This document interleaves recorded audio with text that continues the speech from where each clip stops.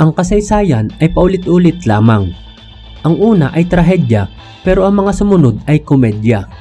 Dahil ito ay para ding malakas na asido na tinutunaw ang lahat maliban sa mismong ginto ng katotohanan na siyang palaging lumalabas sa huli. Halika't magbalik tanaw tayo sa kwento ng mga taong minsan ang naglakbay sa panahon ng kapayapaan. Ang pagmamahal sa pamilya ang nagtulak para lumayo at kumayod sa malayong lugar. Pero ito rin ang siyang magbubuklod para muling bumalik lalo na sa Kapaskuhan sa lahat ng paraan. Ngunit sa panahon ng pangangailangan, nakakalungkot isiping paulit-ulit pa rin sa atin ang magkaroon ng pansariling hangarin, mapagsamantalahan lang ang iba kahit pa ang katumbas nito'y di maipipintang kapahamakan para sa lahat. Ang kwento ng pinakamalagim na trahedya sa karagatan, MV Doña Paz o yung tinaguriang ang Titanic ng Asya. Pero kung bago ka pa lang sa ating channel, pakipindot na din po ng like, subscribe at bell notification button para palagi kang updated kapag may mga bago tayong kwentong kagaya nito. Huling bahagi ng dekada 80 nang magimbal ang mundo dahil sa pinakamalalang trahedyang nangyari sa karagatan ng Pilipinas na pinagbawisan ng libu-libong mga buhay matapos magkabanggaan sa lawak ng karagatan ang dalawang barko nang wala man lang ni isa sa kanila ang nakapansin. Ang isa dito ay ang pampasaherong barko na Doña Paz. Ito ay binuo at ginawa noong taong 1963 ng isang kilalang shipbuilder sa Hiroshima sa Japan. Noong mga panahong aktibo pa ito sa kanilang karagatan, ay meron lang itong kapasidad na 608 pasahero dapat. Pagkalipas ng 12 taon, noong taong 1975, ang barkong ito ay nabili ng Sulpicio Lines na isang Pilipino operator ng mga pampasaherong barko dito sa bansa. Dahil sa halos bago pa naman at nasa kondisyon pa, pagdating dito sa bansa ay pinangalanan nila itong Don Sulpicio. Isa ito sa dalawang naging flagship vessel ng kumpanya at iyon ay may rutang Manila to Cebu. Ika-5 ng Hunyo taong 1979, habang ang Don Sulpicio ay bumibiyahe, lulan ang noon ay 1,160 pasahero, ay nasunog ito sa kalagitnaan ng paglalakbay. Pero nailigtas naman ang lahat ng nakasakay dito. Kaya nga lang, dahil sa tindi ng sunog at sa laki ng pinsalang natamo, ay idineklarang ito ay nawasak na ng tuluyan at di na mapapakinabangan pa. Ngunit ganun pa man, muli itong binayaran at ginastusan ng kumpanya. Nagkaroon ng malaking pagbabago sa barko hanggang sa mapalutang muli sa tubig at mapakinabangan.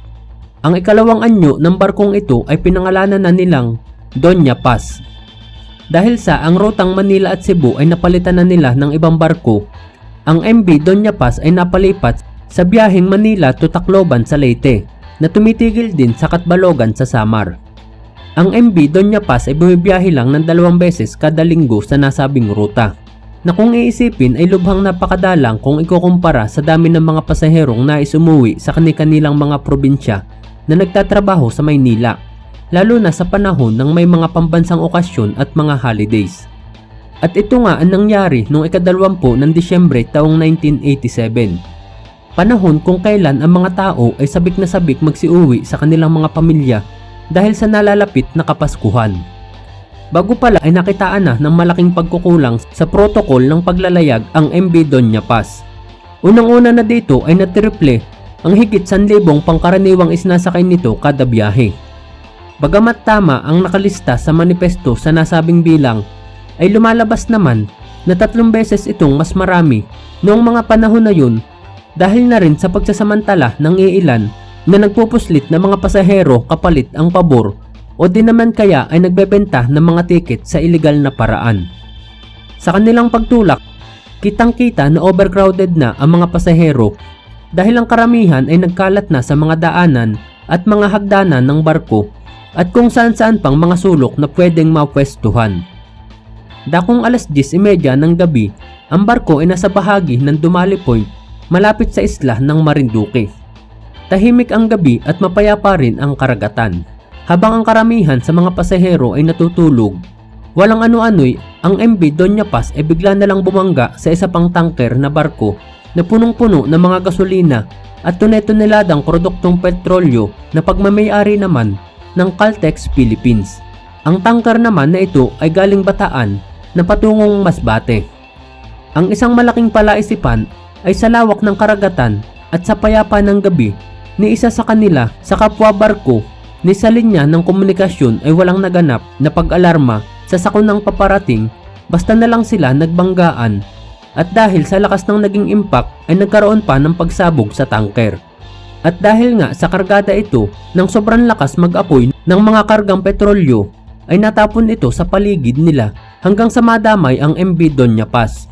Ilang sandali lang ay nawala na din ng kuryente sa parehong barko, dahilan para lalong magpanik ang mga tao na di malaman ang gagawin sa gitna ng dilim. Maging ang mga crew ng Doña Paz ay di na din nagawa pang pakalmahin ang mga pasahero sa ganong sitwasyon dahil maging sila ay nataranta na rin dahil sa naging malaimpyerno na ang karagatan na natutupok ng apoy. Marami ang naghahanap ng life jacket, ngunit dahil sa siksikan at dilim sa loob ng barko ay wala ni isa sa kanila ang nakatagpo nito. Nakalaunan sa investigasyon ay napag-alaman pa palang nakapadlak ang mga ito sa lalagyan, kaya imposible talagang may makakuha nun sa biglaang pagkakataon.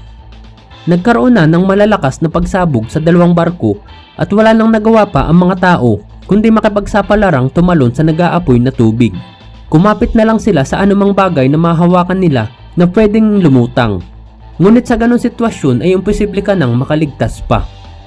Samantalang isang barko naman ang napadaan din sa lugar ang nakasaksi sa pangyayaring iyon, ang MS Don Claudio na siyang nakakita sa mga pagsabog. Naghagis sila ng mga lambat para makaakyat ang mga tao at pinilit nilang makapagsalba ng buhay hanggang sa makakaya nila. Ngunit 26 lang sa kanila ang nailigtas ng buhay, 24 ang mula sa Doña Paz at 2 naman mula sa tanker, at halos lahat sila ay nagtamo ng 3rd degree burn dahil na rin sa pagtalon sa karagatang nag-aapoy.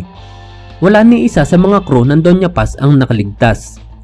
Ang 2 barkong sumabog ay kapwa din lumubog pagkalipas lang ng ilang sandali sa lalim na higit 500 metro sa lugar kung saan pinamamahayan at pinaninirahan din pala ng mga pating.